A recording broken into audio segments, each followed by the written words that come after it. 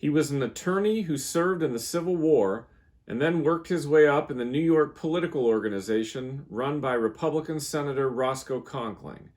He became collector of the Port of New York, but was fired by President Hayes in an effort at civil service reform. He was nominated for the vice presidency and succeeded to the presidency at the death of President Garfield. To the surprise of reformers and the consternation of Conkling, he supported and enforced more civil service reform aimed at awarding federal positions based on merit rather than political patronage. Suffering from ill health, he retired at the end of his term and died the following year. He is our nation's 21st Chief Executive, Chester A. Arthur.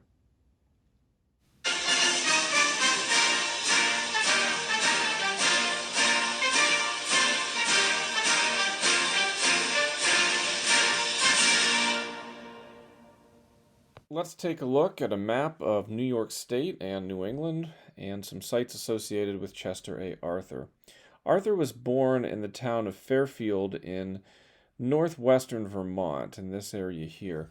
You can see there today a replica of his birthplace.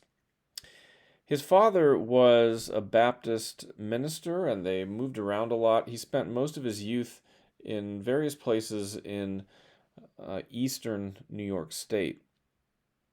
He went to Union College in Schenectady, and he spent a lot of time in the state capital of Albany as a part of the political machine and patronage system of Senator Roscoe Conkling.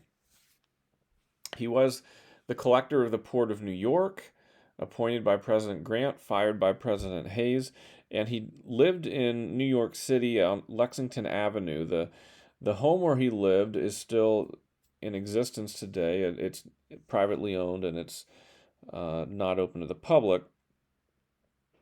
But that is where Arthur took the oath of office when he found out that President Garfield had died in September of 1881. It's also where Arthur died in 1886. And Arthur is buried at Albany Rural Cemetery in Menands, of course, near Albany. Now let's take a look at some photographs of these locations.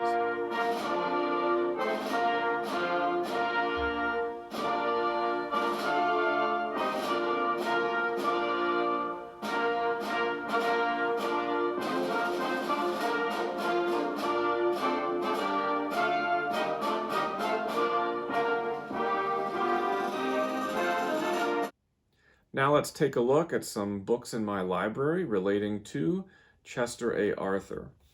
I have a good biography of Arthur that was published in 1975. It was written by Thomas C. Reeves, and it's called Gentleman Boss, which was sort of Arthur's nickname.